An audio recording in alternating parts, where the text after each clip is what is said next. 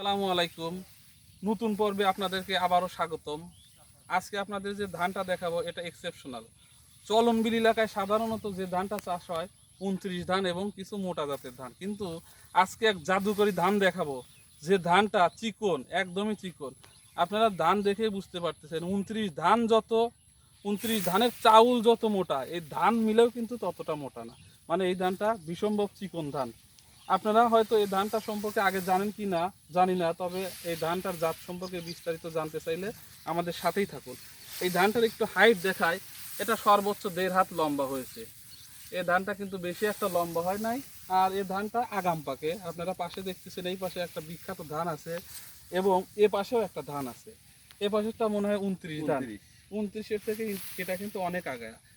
আমাদের দেশে সাধারণত কৃষকের যে সমস্যাটা হয়, ধান চাষ করলে বৃষ্টির জন্য শেষ পর্যন্ত ধান আর সুন্দরভাবে কাটা হয় না। আপনারা জানেন কিছুদিন আগে প্রচণ্ড পরিমাণে খরা চলছে, তখন যদি এই ধানগুলো কাটা যায় তাইলে কিন্তু ভালো হয়।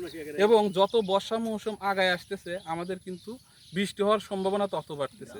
তো এই ধানটা যেহেতু অনেক আগাম, 29-এর থেকে অনেক অনেক আগাম, আপনারা এই ধানটা চাষ করতে পারেন। তবে এই ধানের ফলন সম্পর্কে বলবো, এই ধানটা আপনার কত শতকে মনে হয় হাফ মনের একটু বেশি হবে এরকম। তার মানে হাফ মন, সর্বোচ্চ হাফ মন হতে পারে, আমরা কৃষকের কাছ থেকে জানতে পারলাম। তার মানে 33 শতকে যেখানে 1 বিঘা, সেখানে আপনারা বুঝতে পারতেছেন হয়তো 20 মনও হবে না, 15 বা 16 মন এরকম ধান হবে। এখন 15-16 মন ধান হবে, এর বেশি হবে না।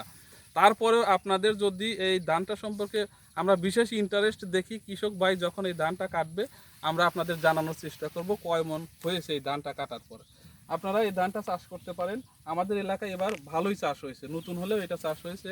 ভিডিওটা ভালো লাগলে লাইক, কমেন্টস এবং সাবস্ক্রাইব করতে ভুলবেন না। আর যারা সাবস্ক্রাইব করছেন তাদেরকে অসংখ্য ধন্যবাদ। তো আর একবার বলি, ধানটার নাম হলো খাটো জিরা ধান। আর একবার বলি, ধানটার নাম কি? খাটো জিরা। ধন্যবাদ।